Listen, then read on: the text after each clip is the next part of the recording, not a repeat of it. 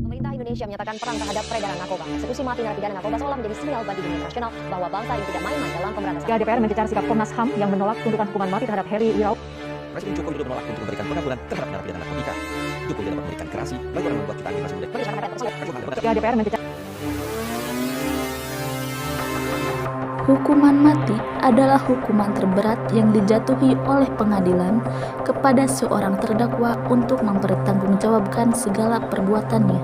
Hukuman mati telah diatur pada Pasal 2 Ayat 2 Undang-Undang Nomor 20 Tahun 2001 tentang perubahan atas Undang-Undang Nomor 31 Tahun 1999 tentang pemberantasan tindak pidana korupsi.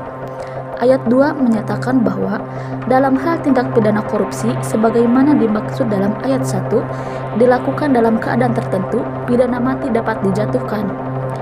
Pasal ini menyebutkan keadaan tertentu. Keadaan yang dimaksud adalah ketika bencana alam, krisis ekonomi, dan sebagainya dapat dipidana hukuman mati.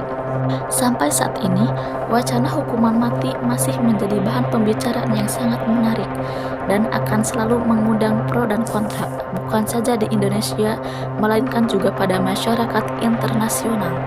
Menurut pandangan kalangan yang menolak hukuman mati, keberadaan hukuman mati di Indonesia bertentangan dengan amanat konstitusi yang secara tegas memberikan jaminan atas hak hidup, sehingga mempertahankan penerapan hukuman mati telah melanggar hak asasi manusia. Secara komprehensif, baik dilihat dari aspek sejarah, budaya, maupun kecenderungan masyarakat internasional, secara objektif, hukuman mati di Indonesia telah sesuai dengan kebutuhan masyarakat. Hukuman mati bukan saja telah memberikan jaminan perlindungan atas hak asasi semua warga negara, tetapi telah sejalan dengan kesepakatan masyarakat internasional yang beradab.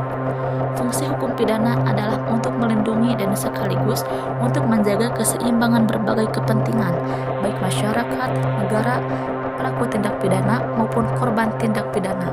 Oleh karena itu, dalam hukum positif, hukuman mati sebagai salah satu sanksi yang sangat keras masih tetap dibutuhkan bagi para pelaku kejahatan berat. Hanya saja, dalam pengaturan serta penerapannya perlu dilakukan secara selektif dan hati-hati, termasuk pelaksanaan eksekusi mati yang dilaksanakan lebih baik lagi. Namun, di sisi lain, hak untuk hidup juga diatur dalam Konstitusi Indonesia. Ketentuan ini ditegaskan dalam Pasal 4 Undang-Undang Nomor 39 Tahun 1999 tentang hak asasi manusia adalah hak untuk hidup, hak untuk tidak disiksa, hak kebebasan pribadi, pikiran dan hati nurani, hak beragama, hak untuk tidak diperbudak. Dalam kaitan dengan masalah ini, penerapan hukuman mati sebenarnya masih mengandung kontroversi di tengah masyarakat sehubungan dengan hak asasi manusia. Dalam perkembangan hukum pidana masa yang akan datang, pengaturan hukuman mati tidak lagi dikategorikan sebagai pidana pokok, melainkan sebagai pidana yang bersifat khusus dan selalu diancamkan secara alternatif. Hukuman mati ditujukan sebagai upaya terakhir untuk mengayomi masyarakat. Hukuman mati baru dijatuhkan setelah upaya hukum maupun upaya kemanusiaan telah ditempuh, termasuk masa bersyarat selama 10 tahun dan perubahan menjadi pidana penjara sementara waktu.